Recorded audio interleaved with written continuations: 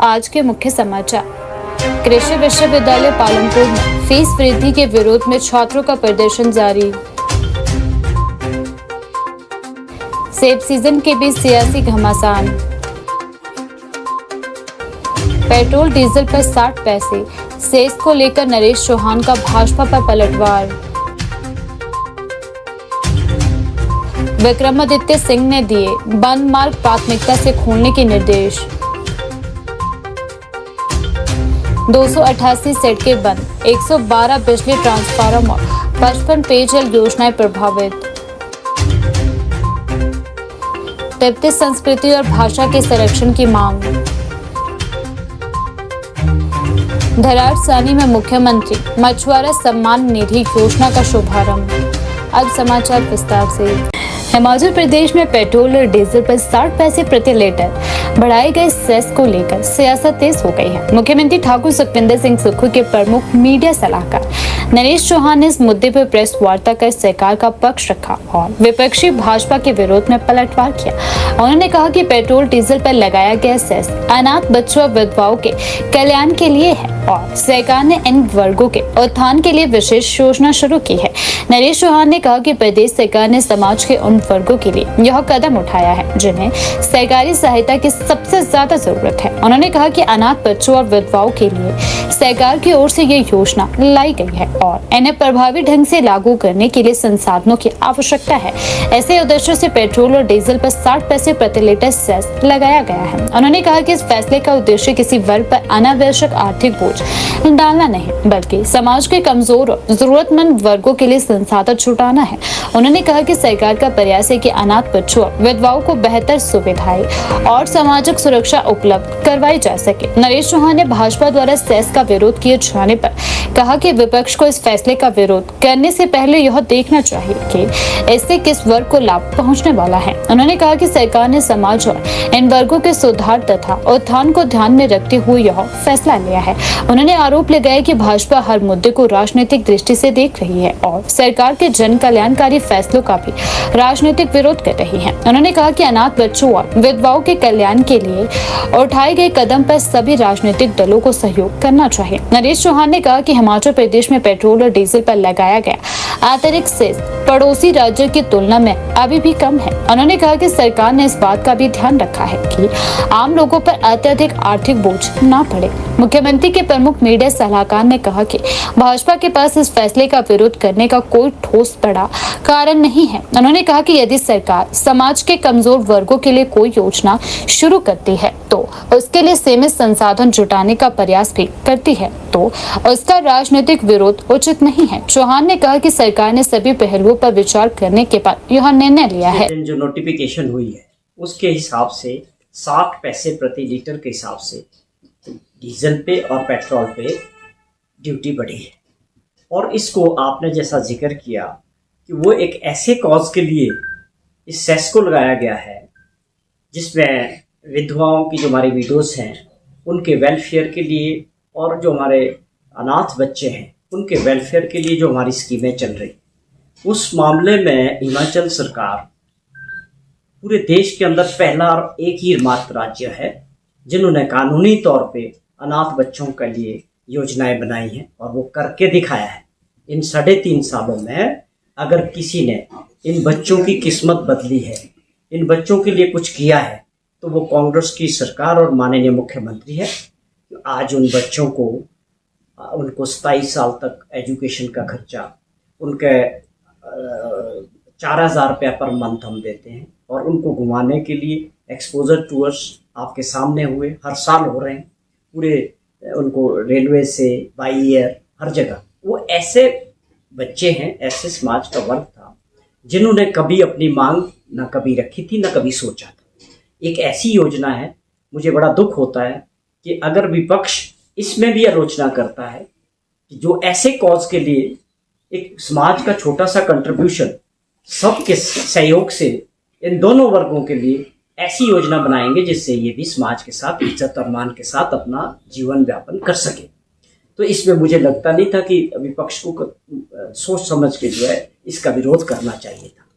दूसरी बात, आज की डेट में भी हिमाचल प्रदेश के जो पड़ोसी राज्य हैं आप हरियाणा की बात करें, पंजाब है, उत्तराखंड है या जम्मू कश्मीर है, आज भी हमारा जो प्राइस है डीजल का और पेट्रोल का 70 पैसे पड़ोसी राज्यों से कम है।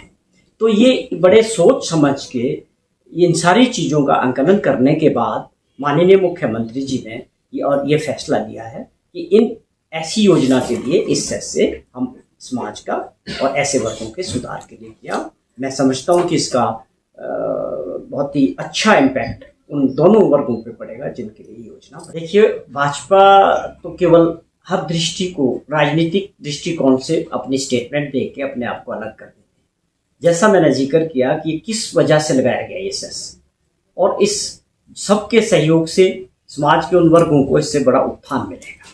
और एक ऐसी योजना के लिए किया जा रहा है जो स्वाभाविक तौर पे भाजपा इसका विरोध नहीं कर सकती। क्या भाजपा ये बोल सकती है कि दोनों वर्गों के लिए कुछ नहीं करना चाहिए, या सरकार की इन लोगों के लिए जो योजना बनाई है, जो करके दिखाया है, क्या वो गलत है? भाजपा उसको गलत ठहरा सकती है?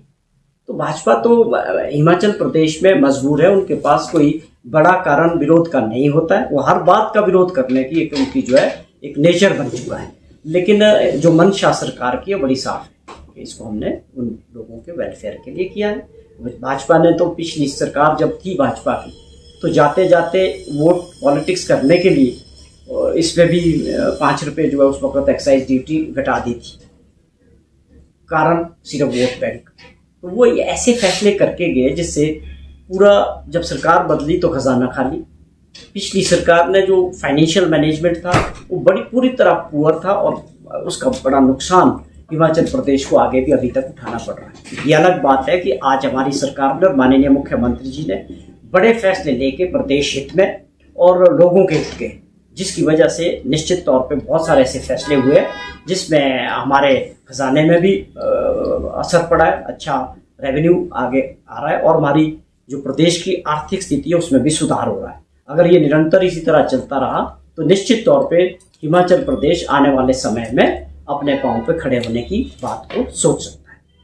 इसको लेके पिछले कल माननीय मुख्यमंत्री जी ने मीडिया के जरिए भी अपनी बात स्पष्ट की है कि उसमें किसी प्रकार की कोई बंदिश 100 बैग्स की MIS के तहत बागवानों से खरीदने की नहीं है। जिसका जो प्रोडक्ट्स है, किसी की 200 हो, 300 हो, 400 हो, किसी तरह की कोई प्रॉब्लम नहीं। ये ज़रूर है कि उसमें प्रयास किया गया था कि आप अपना जो है अपडेट करें, क्योंकि ये डिजिटल करने के लिए सारी ट्रांजैक्शन उनके अकाउंट में जानी चाहिए। उसके लिए अपडेट करना, अपना आधार कार्ड, बैंक कार्ड, अकाउंट्स वगैरह देने पड़ेंगे। लेकिन फिर इसमें कुछ सुनने को आया, कुछ ऐसे नोटिस इशू हुए कि जिसमें लोगों को, बागवानों को बुलाया गया कि अपना आप रिकॉर्ड दिखाएं। जब वो, मैंने भी खुद पर्सनली भी माननीय मुख्यमंत्री जी से इसके बारे में बात की थी, तो उन्होंने बिल्कुल साफ तौर पे इस बात को स्पष्ट कर दिया है कि किसी पे कहीं भी होगा, आज उसको पिछले कल अधिकारियों को आदेश दे दिए गए कि उसको विड्रॉ करें और इसको आगे बढ़ाने की जरूरत नहीं है। जहाँ इसमें गलत हुआ है, केवल मात्र आप अपनी जो है जानकारियाँ, आधार कार्ड दें, अपना बैंक का अकाउंट दें, उसको अपडेट करें, जिसमें भविष्य में भी आपका जो MIS में आएगा उसकी पेमेंट आपके अकाउंट में जाएगी।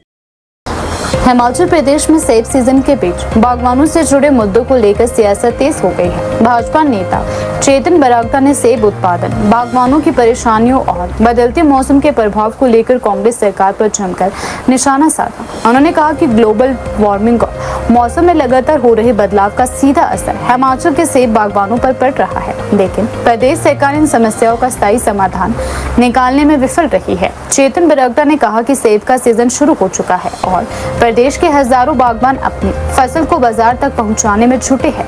ऐसे समय में बागवानों को कई तरह की चुनौतियों का सामना करना पड़ रहा है। उन्होंने कहा कि बदलते मौसम के कारण सेब की पैदावार और गुणवत्ता प्रभावित हो रही है और किसान बागवान लगातार चिंता में है। भाजपा नेता ने कहा कि ग्लोबल वार्मिंग का प्रभाव अब हिमाचल के बागवानी पर साफ दिखाई देने लगा है। मौसम का चक्कर बदलने से सेब की फसल पर असर पड़ा है। उन्होंने कहा कि तापमान में बदलाव, मौसम की अनिश्चितता और प्राकृतिक परिस्थितियों में हो रहे बदलाव के कारण बागवानों के सामने नई चुनौतियां खड़ी हो रही है। चेतन बरागटा ने कांग्रेस सरकार की 5 गारंटियों को लेकर भी सवाल उठाए। उन्होंने कहा कि कांग्रेस ने विधानसभा चुनाव के दौरान जनता से कई बड़े वादे किए थे, लेकिन सरकार अपने वादों को पूरा करने में विफल रही है। उन्होंने कहा कि सरकार को जनता को यह बताना चाहिए कि चुनाव के दौरान किए गए वादों में से कितने पूरे हुए हैं और कितने अभी लंबित हैं। उन्होंने कांग्रेस सरकार पर निशाना साधते हुए कहा कि बागवानों और किसानों से जुड़े मुद्दों पर भी सरकार को अपनी स्थिति स्पष्ट करनी चाहिए। भाजपा नेता ने आरोप लगाया कि प्रदेश सरकार बागवानों की समस्याओं को लेकर गंभीरता नहीं दिखा रहा है। उन्होंने कहा कि सेब सीजन हर साल आता है, लेकिन बागवानों से जुड़े मूलभूत मुद्दे अब भी बने हुए हैं। उन्होंने सरकार से मांग की है कि सेब उत्पादकों के लिए ऐसी नीतियां बनाई जाए जिससे उन्हें उनकी मेहनत का उचित मूल्य मिल सके और बदलते मौसम से होने वाले नुकसान की भरपाई के लिए प्रभावी व्यवस्था की जाए। चेतन बरागटा ने बताया कि बागवानों और किसानों से जुड़े मुद्दों को लेकर राज्यपाल को ज्ञापन भी सौंपा गया है। उन्होंने कहा कि ज्ञापन के माध्यम से प्रदेश में बागवानों की समस्याओं और सरकार की नीतियों से जुड़े विषयों को उठाया गया है। इस बारी सेब का जो है वो जो हार्वेस्टिंग है वो चल रही है, सीजन चल रहा है और अनफॉर्चुनेटली प्रकृति की मार की वजह से इस बारी सीजन उतना नहीं है जितना हमारे को होना चाहिए था। पर ठीक है, हम सब जो बागवान हैं जूझ रहे हैं। क्लाइमेटिक कंडीशन ऐसी हो रही है, ग्लोबल वार्मिंग है, उसकी वजह से हमारी कहीं ना कहीं प्रोडक्टिविटी पे बहुत ज़्यादा असर पड़ा है और आज हमें सहयोग की ज़रूरत है, आज हमें सपोर्ट की ज़रूरत है हिमाचल प्रदेश सरकार की। मैं कुछ तथ्य आप लोगों के सामने यहाँ पर रखना चाहूँगा, परंतु उससे पहले मैं कांग्रेस की वो जो उनकी 5वीं गारंटी थी उसको भी मैं यहाँ से याद करवाना चाहता हूँ। बागवान तय करेंगे अपने फलों की कीमत, ऐसा उन्होंने अपने संकल्प पत्र में कमिटमेंट हम बागवानों को दी थी।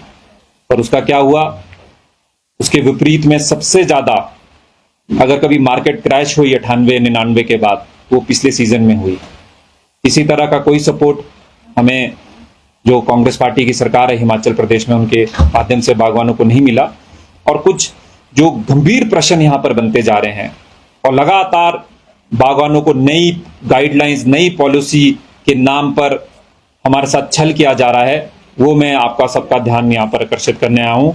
और एक और तथ्य, 90% से सीट्स 2022 में massive mandate was given to Congress party in Himachal Pradesh apple growing area से। सबसे ज्यादा विधायक अगर उनके कहीं आते हैं अपर शिमला और बाकी एप्पल ग्रोइंग एरिया से उनके सबसे ज्यादा विधायक आते हैं, पर एप्पल्स को लेकर, सेब को लेकर ये सरकार पूरी तरह से विफल रही है।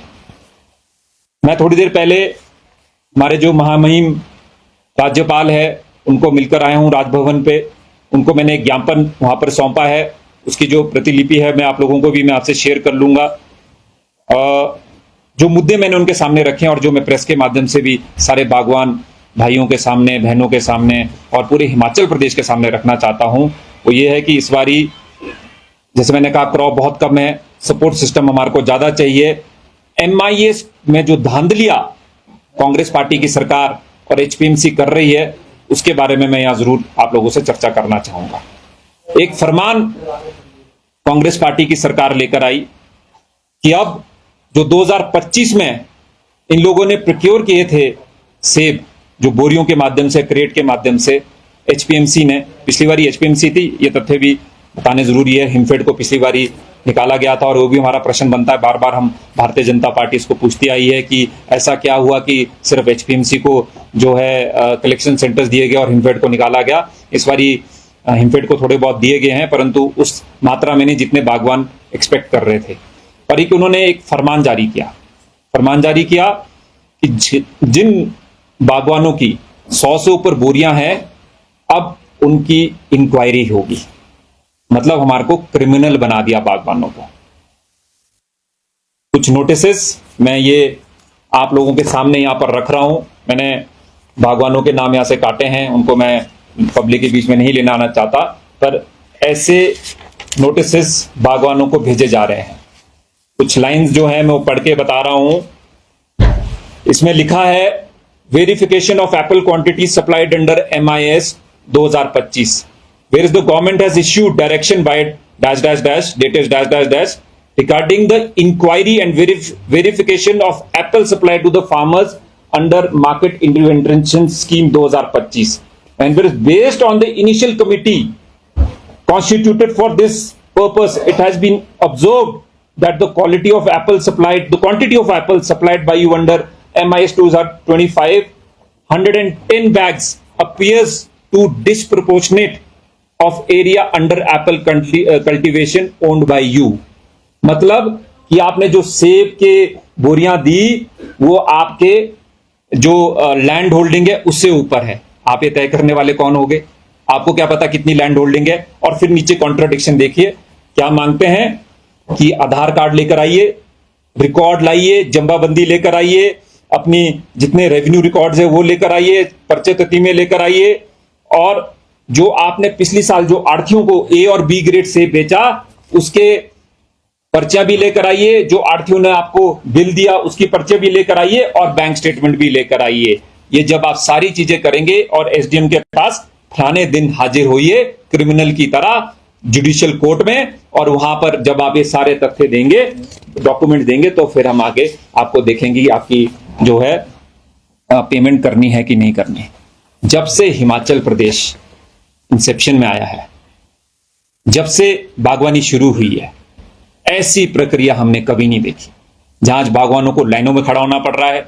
सुबह 3 बजे जो इन काइंड हमारे को जो इनपुट टूल्स मिलते हैं, सर्दियों में ठुठुरती ठंड में लोग बाहर खड़े हुए, लंबी लाइनें हुई। आप लोगों ने, मैं धन्यवाद करना चाहता हूं यहां से मीडिया का, आप लोगों ने इसको रिपोर्ट करा, परंतु अभी तक मुझे बड़े खेद के साथ कहना पड़ता है, अलग अलग गाइडलाइंस देते रहते हैं, परंतु अभी तक 100 करोड़ से भी ऊपर लंबित है। जब से कांग्रेस पार्टी की सरकार आई है, इन्होंने हमारे MIS का जो पैसा है वो नहीं दिया है। हिमाचल प्रदेश में लगातार हो रही बारिश के कारण जनजीवन बुरी तरह से प्रभावित हुआ है। राज्य आपातकालीन परिचालन केंद्र की 12 अगस्त 2026 के सुबह 10 बजे जारी रिपोर्ट के मुताबिक प्रदेश में बारिश और भूस्खलन के कारण 288 सड़कें बंद है। इसके अलावा 112 बिजली ट्रांसफार्मर बाधित हुए हैं, जबकि 55 पेयजल योजनाएं प्रभावित हुई है। मानसून की सबसे ज्यादा मार मंडी जिले में पड़ी है। जिले में कुल 117 सड़कें बंद है। इनमें सराज की 45, थलोट की 45, पधर की 18 और धर्मपुर की 4, जोगिंद्रनगर की 2 और सुंदरनगर की 1 और मंडी की 1 सड़क शामिल है। मंडी जिले में 61 बिजली ट्रांसफार्मर और 8 पेयजल योजनाएं भी प्रभावित हुई है। चंबा जिला भी बारिश से बुरी तरह से प्रभावित हुआ है। यहाँ कुल 74 सड़कें बंद है। चंबा उपमंडल में 18, ढलौजी में 4 और तीसा में 12, भरमौर में 14, सलूनी में 8 और पांगी में 2 और भटियात में 16 सड़कें प्रभावित है। जिले में 12 बिजली ट्रांसफार्मर और 16 पेयजल योजनाएं बाधित बताई जा रही हैं। कुल्लू जिले में 56 सड़कें बंद है। इनमें बंजार की 20, कुल्लू की 12, आनी की 14, निर्मण की 10 सड़कें शामिल है। बंजार क्षेत्र में 34 बिजली ट्रांसफार्मर बाधित होने की सूचना है। लगातार बारिश के कारण कई ग्रामीण और दूर दराज के क्षेत्रों में लोगों की आवाजाही प्रभावित हुई है। शिमला जिले में भी 14 सड़कें बंद है। इनमें ठियोग की 1, रामपुर की 8, चौपाल की 4 सुन्नी की 1 सड़क शामिल है। जिले में 5 बिजली ट्रांसफार्मर और 26 पेयजल योजनाएं प्रभावित हुई है।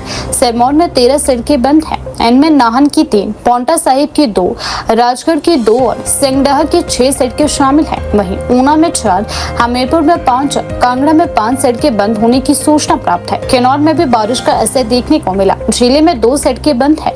रिपोर्ट के अनुसार रिस्पा लिंक रोड जलस्तर बढ़ने के कारण बाधित हुई है, जबकि चरांग जाने वाली लिंक रोड शंकुई नाले में फ्लैश फ्लड आने के कारण बंद हुई है। लाहौल स्पीति में भी 3 सड़कें बंद है। वहीं बिलासपुर और सोलन जिलों में भी फिलहाल किसी सड़क, बिजली ट्रांसफार्मर या पेयजल योजना के प्रभावित होने की सूचना नहीं मिली है। रिपोर्ट के आंकड़े बताते हैं कि 11 अगस्त की शाम से 12 अगस्त की सुबह तक बारिश के कारण प्रभावित आधारभूत ढांचे की स्थिति में बदलाव आया है। 11 अगस्त की शाम को 204 सड़कें, 45 बिजली ट्रांसफार्मर और 82 पेयजल योजनाएं प्रभावित थी। वहीं 12 अगस्त की सुबह जारी रिपोर्ट में 288 सड़कें, 112 बिजली ट्रांसफार्मर और 55 पेयजल योजनाएं प्रभावित दर्ज की गई है। यानी एक दिन के भीतर बंद सड़कों और बिजली ट्रांसफार्मरों की संख्या में उल्लेखनीय बढ़ोतरी हुई है। लगातार बारिश के चलते प्रदेश के पहाड़ी झीलों में भूस्खलन, नालों में जलस्तर बढ़ने और फ्लैश फ्लड की घटनाओं से सड़क संपर्क प्रभावित हो रहा है। प्रशासन और संबंधित विभागों की ओर से प्रभावित मार्गों को बहाल करने का कार्य भी किया जा रहा है। तिब्बती संस्कृति, भाषा और पहचान के संरक्षण की मांग को लेकर राजधानी शिमला के चौड़ा मैदान में तिब्बती समुदाय के लोगों ने भूख हड़ताल शुरू कर दी है। तिब्बत महिला मंडल की महिलाओं के साथ पुरुष भी इस विरोध प्रदर्शन में शामिल हुए हैं। प्रदर्शनकारियों ने चीन में तिब्बती समुदाय से जुड़े कथित नए नियमों और नीतियों का विरोध जताते हुए अपनी भाषा और संस्कृति के संरक्षण की मांग उठाई है। प्रदर्शनकारियों का कहना है कि तिब्बती भाषा और संस्कृति उनके समुदाय की पहचान का अभिन्न हिस्सा है। तिब्बत समुदाय के प्रतिनिधियों ने कहा कि चीन में तिब्बती समुदाय की संस्कृति और भाषा को खत्म करने के प्रयासों के विरोध में शिमला में यह प्रदर्शन किया जा रहा है। उन्होंने दावा किया कि चीन में एक देश एक भाषा की नीति के चलते तिब्बती बच्चों और युवाओं पर अपनी भाषा और संस्कृति छोड़ने का दबाव बढ़ रहा है। उन्होंने कहा कि भाषा किसी भी समुदाय की पहचान और उसकी विरासत से जुड़ी होती है। यदि आने वाली पीढ़ी अपनी मातृभाषा और संस्कृति से दूर हो जाएगी तो इसका सीधा असर तिब्बती समुदाय की सांस्कृतिक पहचान पर पड़ेगा। ऐसी चिंता को लेकर समुदाय के लोग शांतिपूर्ण तरीके से विरोध दर्ज करवा रहे हैं। चौड़ा मैदान में शुरू की गई भूख हड़ताल में तिब्बत महिला मंडल की महिलाओं के अलावा समुदाय के पुरुष सदस्य भी शामिल हुए हैं। प्रदर्शनकारियों ने अपनी मांगों के समर्थन में नारे लगाए और चीन की नीतियों के खिलाफ अपना विरोध जताया। प्रदर्शनकारियों का कहना है कि उनका उद्देश्य अपनी संस्कृति, भाषा और पहचान के संरक्षण की मांग को अंतर्राष्ट्रीय स्तर पर उठाना है। उन्होंने कहा कि तिब्बती समुदाय लंबे समय से अपनी सांस्कृतिक विरासत को बचाने की मांग करता रहा है और ऐसी कड़ी में शिमला में यह विरोध प्रदर्शन किया जा रहा है। मेरा नाम सोनम वांगचुक है। आज हम 24 घंटे यहाँ भूख हड़ताल के लिए बैठे हैं। किसके खिलाफ बैठे हैं? चाइना के खिलाफ। चाइना ने हमारे देश के लिए बहुत जबरन किया ताकि stop torching, stop killing, stop murder, ये सब हमारे चाइना ने करवाया। हम उनको स्टॉप करना चाहते हैं चाइना के खिलाफ। आज हमारे यहाँ जितने भी सुबह 2 मुंडन किया था, सुबह हमारे पिताजी 80 साल से ऊपर है, एक मैं हूँ, इसके बाद 7 फिर आज 3 बजे मुंडन किया था। वो चाइना के खिलाफ। चाइना एक होता है कि तिब्बत देश हमारा है, नहीं, तिब्बत देश हमारा है, चाइना का देश नहीं है।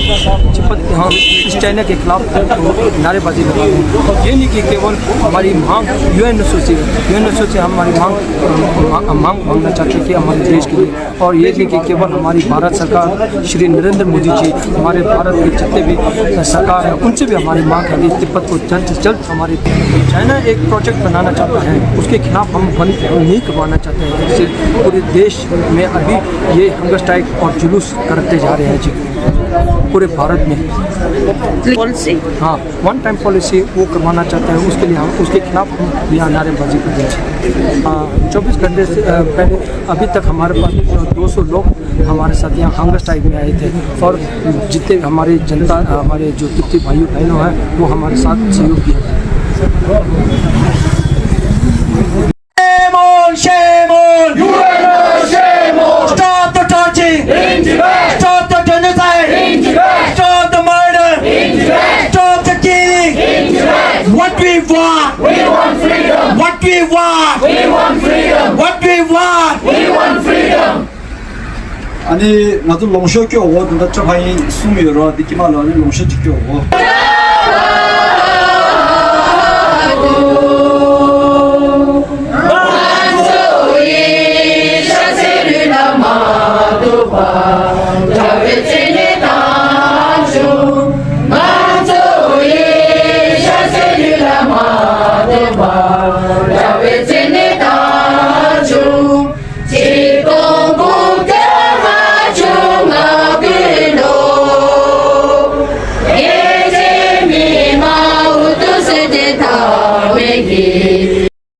हिमाचल प्रदेश में लगातार हो रही मानसून बारिश के कारण लोक निर्माण मंत्री विक्रमादित्य सिंह ने बुधवार को लोक निर्माण विभाग के सचिव व वरिष्ठ अधिकारियों के साथ उच्च स्तरीय समीक्षा बैठक कर प्रदेश भर में बंद सड़कों की स्थिति का विस्तृत जायजा लिया। बैठक से पहले मंत्री ने विभिन्न क्षेत्रों में मानसून से प्रभावित सड़क मार्गों का निरीक्षण किया और अधिकारियों को निर्देश दिए कि लोगों की आवाजाही बहाल करने के लिए बंद सड़कों को प्राथमिकता के आधार पर खोला जाए। बैठक के बाद पत्रकारों से बातचीत में विक्रमादित्य सिंह ने कहा कि प्रदेश में वर्तमान समय में 312 सड़कें बंद है। विभाग ने इनमें से 12 अगस्त तक 91 सड़कों को बहाल करने का लक्ष्य निर्धारित किया है। उन्होंने कहा कि सड़क बहाली का कार्य युद्ध स्तर पर चल रहा है। विभाग का प्रयास है कि किसी भी क्षेत्र में लोगों को लंबे समय तक परेशानियों का सामना न करना पड़े। लोक निर्माण मंत्री ने बताया कि प्रदेश के विभिन्न जिलों में जेसीबी, पोकलेन और अन्य भारी मशीनरी को प्रभावित स्थलों पर तैनात किया गया है ताकि भूस्खलन और मलबा हटाने का कार्य तेजी से किया जा सके। उन्होंने अधिकारियों को स्पष्ट निर्देश दिए हैं कि जहां भी सड़क बंद होने से गांव का संपर्क टूट रहा है वहां बहाली कार्य को सर्वोच्च प्राथमिकता दी जाए। उन्होंने कहा कि विभाग लगातार जिला प्रशासन और आपदा प्रबंधन प्राधिकरण के साथ समन्वय बनाकर कार्य कर रहा है जिससे सड़कें जल्द से जल्द यातायात के लिए खोली जा सके। मंत्री विक्रमादित्य सिंह ने कहा कि हिमाचल प्रदेश में हर वर्ष मानसून के दौरान सड़कों, पुलों और अन्य आधारभूत ढांचे को नुकसान पहुंचता है। हालांकि इस वर्ष पिछले वर्षों की तुलना में नुकसान अपेक्षाकृत कम हुआ है। उन्होंने इसका श्रेय समय रहते किए गए रखरखाव कार्यों और विभागीय तैयारियों को दिया। उन्होंने कहा कि जहां भी स्थायी मरम्मत की आवश्यकता होगी वहां मानसून समाप्त होने के बाद व्यापक स्तर पर कार्य शुरू किया जाएगा। फिलहाल प्राथमिकता यातायात बहाल करने और लोगों की सुरक्षा सुनिश्चित करने की है।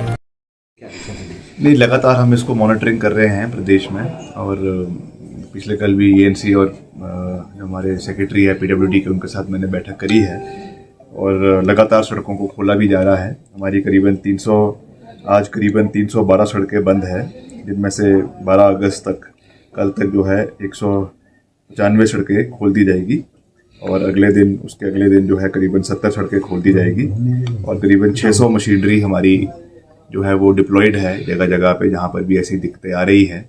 लगातार जो हमारे सेब बहुल्य क्षेत्र है वहाँ पे हमने इसके बारे में निर्देश दिए हुए हैं। सड़कों को खोलने का पूरा प्रयास समय के ऊपर किया जाए, किसी भी क्षेत्र में लोगों को असुविधा ना हो, ये हमारा पूरा प्रयास है। और इस बार उतना नुकसान भी अभी तक नहीं हुआ है जैसे पहले हमारे मानसून में हुआ करता था, तो उस दृष्टि से भी हम पूरा प्रयास कर रहे हैं कि कोई असुविधा हमारे क्षेत्र के लोगों को ना हो। वैसे भी हमने जो भी इसमें बेली ब्रिजेस रखने हैं ऑन स्टैंड बाय वो भी रखे हैं, पोकलेन मशीन्स भी रखी है, जेसीबी मशीन्स भी रखी है।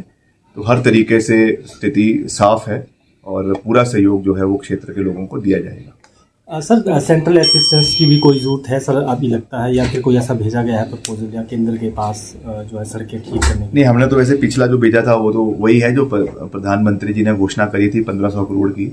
तो अभी तक उस वाले पैकेज में उस हेड में अभी तक कोई पैसा हमको नहीं मिला है, मगर वैसे लगातार जो हमारा एसडीआरएफ है, एनडीआरएफ है और आपका जो है पीडीएनए के माध्यम से पैसा आता भी रहता है, वो एक रेगुलर प्रोसेस में आ भी रहा है। उसको हर डिविजन्स में, हर क्षेत्र में दिया भी जा रहा है आवश्यकता अनुसार।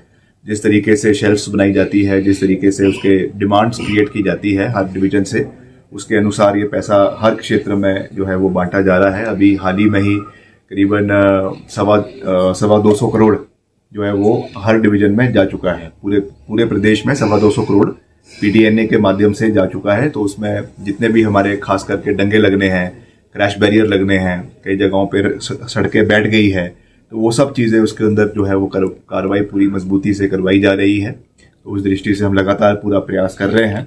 और पहले हमने जो नई सड़कों की बात है वो तो पहले ही मैं कह चुका हूँ कि कई नई सड़कों की हमें अभी स्वीकृति भी मिली है। तो उसका भी मैंने कल चीफ इंजीनियर को शिमला जोन के बुलाया था और उनको मैंने निर्देश दिए हैं कि जो हमारा बागवानी क्षेत्र के लिए, जैसे मैंने कहा कि बहुत महत्वपूर्ण सड़क है आपका छैला नेरीपुर यशवंत नगर, तो उसको जल्द से जल्द उसके टेंडर की प्रक्रिया अगले 15-20 दिन के अंदर, 1 महीने के अंदर पूरी हो जाए, ताकि जैसे ही बरसात का काम खत्म होता है वैसे ही उस पर कटिंग का कार्य शुरू हो जाए, सोल्डिंग का कार्य शुरू हो जाए और जल्द उसका कार्य पूरा हो, जिससे हमारे बागवानी क्षेत्र के लोगों को बहुत ज़्यादा फायदा मिलेगा। भाजपा तो पहले अपना देखे ना, जो उन्होंने diesel petrol all time high पर है।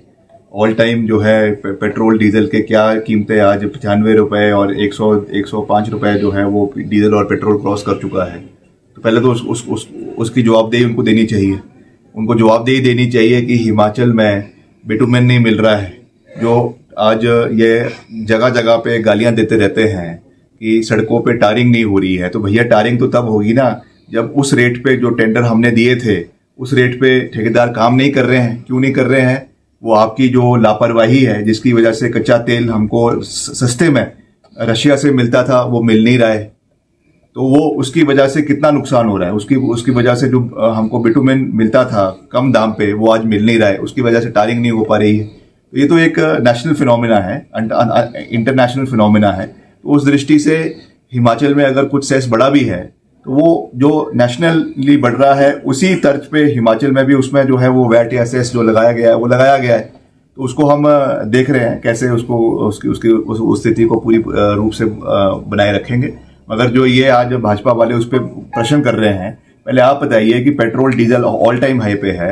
E20 जो आपका ये इसका जो एथेनॉल की वजह से आपने गाड़ियों का भट्ठा बिठा दिया, कितने जो सारे इंजन सीज हो रहे हैं, गाड़ियां सीज हो रही है, उसके बारे में इनकी कोई जवाबदेही नहीं है। जबरदस्ती जो है वो एथेनॉल ब्लेंडिंग करके, हालांकि 2030 तक कहा था कि 2030 तक इसको हम पहले जांचेंगे उसके बाद इसको इम्प्लीमेंट किया जाएगा। आज इसको जबरन देश के अंदर इम्प्लीमेंट किया जा रहा है। आज गाड़ियां उस तरीके से तैयार नहीं है और उसको जो है गाड़ियों में इंजेक्ट किया जा रहा है, जिसकी वजह से आज कितने लोगों को नुकसान हो रहा है, माइलेज गिर रही है गाड़ियों की। तो पहले इसका जवाब भारतीय जनता पार्टी को जो है वो लोगों को देना चाहिए। चौधरी सरविन कुमार हिमाचल प्रदेश कृषि विश्वविद्यालय पालमपुर में फीस वृद्धि के विरोध में छात्रों का प्रदर्शन लगातार जारी है। फीस में बढ़ोतरी को लेकर छात्र संगठनों और विद्यार्थियों में नाराजगी देखने को मिल रही है। छात्रों का कहना है कि विश्वविद्यालय प्रशासन की ओर से विभिन्न शुल्कों में की गई बढ़ोतरी का सीधा असर विद्यार्थियों और उनके परिवारों पर पड़ रहा है। फीस वृद्धि के विरोध में छात्र लगातार अपनी आवाज बुलंद कर रही है। प्रदर्शन के दौरान विद्यार्थियों ने विश्वविद्यालय प्रशासन से बढ़ी हुई फीस को वापस लेने और शुल्क संरचना पर पुनर्विचार करने की मांग की। छात्रों का कहना है कि कृषि शिक्षा पहले ही कई विद्यार्थियों के लिए आर्थिक रूप से चुनौतीपूर्ण है और ऐसे में फीस में अतिरिक्त बढ़ोतरी से उनके सामने परेशानी और बढ़ रही है। प्रदर्शन कर रहे छात्रों का कहना है कि विश्वविद्यालय में पढ़ाई करने वाले विद्यार्थियों को ट्यूशन फीस के अलावा हॉस्टल, परीक्षा, परिवहन और अन्य सुविधाओं के लिए भी अलग अलग शुल्क देना पड़ता है। ऐसे में फीस में बढ़ोतरी से विद्यार्थियों पर अतिरिक्त आर्थिक बोझ पड़ रहा है। छात्रों ने कहा कि प्रदेश का कृषि विश्वविद्यालय एक महत्वपूर्ण सार्वजनिक शिक्षण संस्थान है, जहां प्रदेश के विभिन्न हिस्सों से विद्यार्थी उच्च शिक्षा प्राप्त करने पहुंचे। इनमें बड़ी संख्या ऐसे विद्यार्थियों की है जो सामान्य और मध्य वर्गीय परिवारों से आते हैं। छात्रों का कहना है कि फीस बढ़ने से इन परिवारों के लिए बच्चों की पढ़ाई का खर्च उठाना और मुश्किल हो सकता है। प्रदर्शनकारियों ने विश्वविद्यालय प्रशासन से फीस वृद्धि के फैसले पर पुनर्विचार करने की मांग की है। छात्रों का कहना है कि किसी भी शुल्क में बढ़ोतरी करने से पहले विद्यार्थियों की आर्थिक स्थिति और उनकी समस्याओं को ध्यान में रखा जाना चाहिए। छात्रों ने मांग की कि प्रशासन विद्यार्थियों के प्रतिनिधियों के साथ बातचीत करे और फीस बढ़ोतरी से जुड़े लोगों का समाधान निकाले। उनका कहना है कि संवाद के माध्यम से छात्रों की चिंताओं को समझकर उचित निर्णय लिया जाना चाहिए। फीस वृद्धि के खिलाफ छात्रों ने प्रदर्शन कर अपना विरोध दर्ज करवाया। प्रदर्शन के दौरान विद्यार्थियों ने फीस वृद्धि के खिलाफ आवाज उठाई और प्रशासन से अपनी मांगों पर सकारात्मक कार्यवाही करने की अपील की। छात्रों का कहना है कि जब तक फीस वृद्धि के मुद्दे पर उचित समाधान नहीं निकलता तब तक उनका विरोध जारी रह सकता है। उन्होंने विश्वविद्यालय प्रशासन से जल्द इस मामले में हस्तक्षेप करने की मांग की है। हम सभी एक एजुकेशन का लेवल डिजर्व करते हैं जो हमें यहाँ नहीं मिल रहा है। आपको ये महसूस होना चाहिए जब कोई छात्र मुझे यहाँ आकर के कहता है कि उसे संवेदना है कि क्यों कृषि विश्वविद्यालय प्रशासन की शव यात्रा निकाली जा रही है, तो मैं उसे कहना चाहती हूँ कि इसलिए क्योंकि मैं और आप शोषित हैं, इसलिए क्योंकि ये बेहद दुख की बात है कि जो क्वालिटी हम डिजर्व करते थे एजुकेशन में, स्पोर्ट्स में, बाकी एक्टिविटीज में, वो हमें नहीं मिल रही है।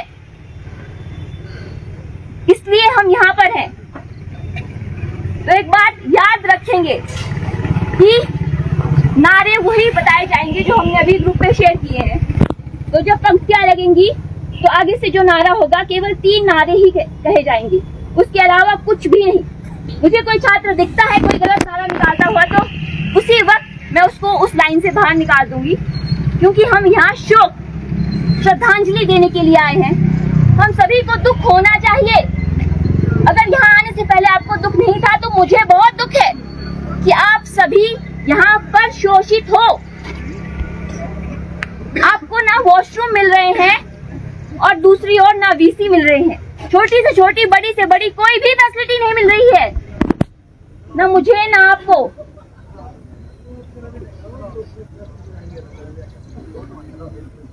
तो एक बार सभी आप आगे आ जाओ। जो हमारा कृषि विश्वविद्यालय प्रशासन और प्रदेश सरकार की जो पार्थिव शरीर, उसके पीछे चलेंगे सारे और दो दो की पंक्तियां लगेंगी। सबको पता है पहले भी कि कैसे लगती है, तो दो दो की पंक्तियों में ही चलेंगे सारे। यहां से शुरू करते हैं हम। एक बार जब सारे इकट्ठे हो जाएंगे उसके बाद ही हम यहाँ से चलेंगे। हमें कोई जल्दी नहीं है, हमें बस जल्दी इस बात की है कि हमारी फीस कम कर दो।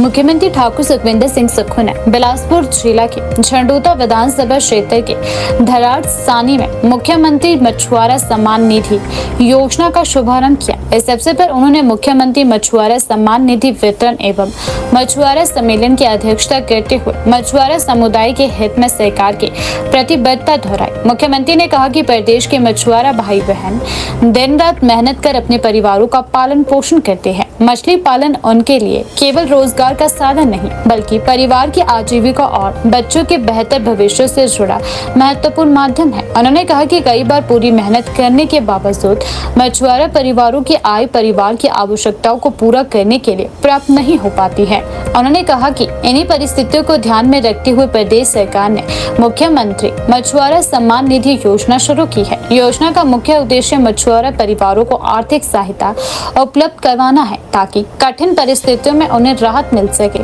मुख्यमंत्री ने कहा कि मछली पालन क्षेत्र ग्रामीण अर्थव्यवस्था और स्वरोजगार को मजबूत करने में महत्वपूर्ण भूमिका निभाता है। प्रदेश में अनेक परिवार अपनी आजीविका के लिए मत्स्य पालन पर निर्भर है। ऐसे में सरकार की ओर से आर्थिक सहायता मिलने से उन्हें अपने व्यवसाय को सुचारू रूप से चलाने में मदद मिलेगी। उन्होंने कहा कि सरकार का प्रयास है कि मछुआरा समुदाय को केवल आर्थिक सहायता तक सीमित न रखा जाए, बल्कि उन्हें मत्स्य पालन से जुड़े आधुनिक तकनीक, बेहतर सुविधाएं और आवश्यक प्रशिक्षण भी उपलब्ध करवाया जाए।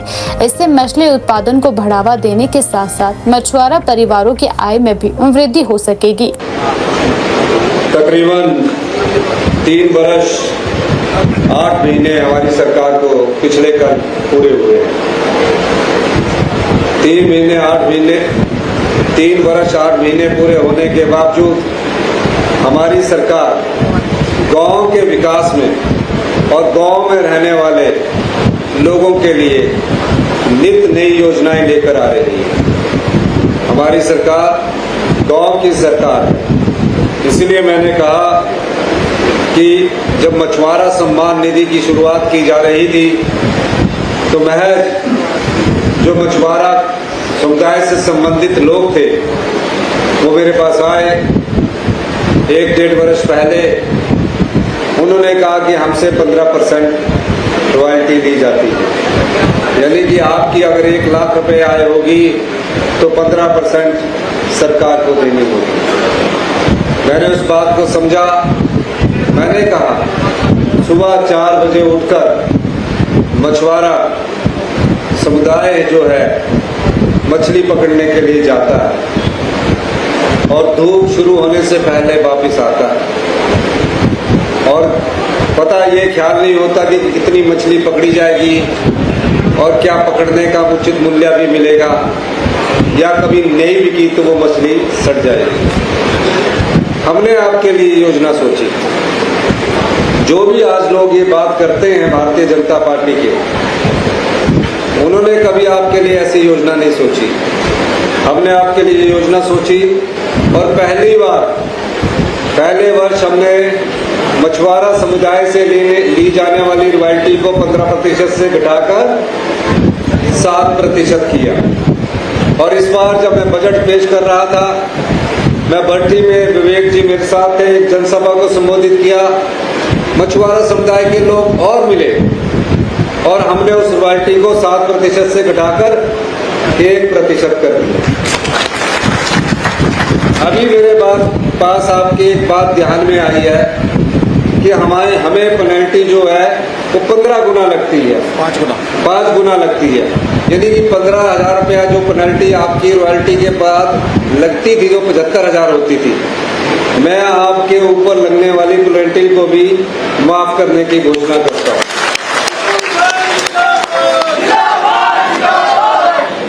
जब 2 महीने आपका सीजन नहीं होगा, क्या करेगा मछुआरा? आपने नहीं मांग की थी, आप में से किसी मछुआरा परिवार के जो लोग आए हैं मांग की थी? नहीं मांग की थी। जहां मांगना की जाए, जहां गांव के लोगों की आवाज को सुना जाए, जहां मछुआरा परिवार की आवाज को सुना जाए, उनकी आवाज सुनकर सरकार जो योजनाएं बनाती है उसे व्यवस्था परिवर्तन कहते हैं। आज ये व्यवस्था परिवर्तन की सरकार है। भारतीय जनता पार्टी वाले विधानसभा में भी बोलते थे कि किस प्रकार की व्यवस्था है। हमने कहा हम आम परिवार से निकलकर मुख्यमंत्री बने हैं, आम लोगों का दर्द जानते हैं। जब आप जैसे परिवार से उठकर कोई व्यक्ति मुख्यमंत्री बनता है तो वो आपकी दर्द को समझते हुए योजनाओं को धरातल पर उतारता है, उसको व्यवस्था परिवर्तन कहते हैं। और आज मुझे खुशी है, इस क्षेत्र के 1500 परिवारों को 2 महीने जो उनका, जब वो मछली पकड़ने का समय नहीं है, मैं आज उन्हें 52 लाख रुपया डीबीटी के माध्यम से उनके अकाउंट में पर परिवार 3500 रुपये डालने की घोषणा करता हूं।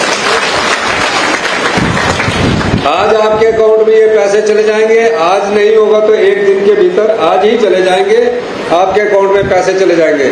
जो भी मछली पकड़ने वाला व्यक्ति अगर किसी के अकाउंट में पैसे नहीं गए तो आप उसकी शिकायत हमारे डीसी साहब या एसडीएम को कर सकते हैं, उसके परिवार के अकाउंट में भी हमारे पैसे चले जाएंगे। इसके अलावा अब आपने मछली तो पकड़ ली, मछली के लिए आप लैंडिंग फैसिलिटीज मांग रहे हैं, जैसे कि विवेक जी बता रहे थे।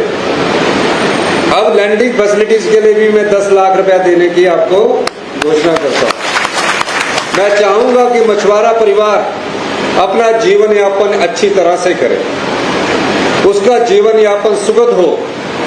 मैं कई और योजनाएं गांव के विकास के लिए लाने जा रहा हूं। हालांकि भारतीय जनता पार्टी के नेता राजनीति तो बहुत करते हैं। धर्मानी जी कह रहे थे कि डबल इंजन की सरकार थी उनकी, डबल इंजन की सरकार थी। मैं उनका हालात बताना चाहता हूं। डबल इंजन की सरकार के समय जो सरकारी स्कूल में पढ़ने वाले बच्चे हैं, आपके हमारे परिवार के बच्चे जो सरकारी स्कूलों में पढ़ते हैं, डबल इंजन की सरकार में 5वीं का बच्चा दूसरी की किताब नहीं पढ़ सकता था। ये डबल इंजन की सरकार ने इस हिमाचल प्रदेश को दिया।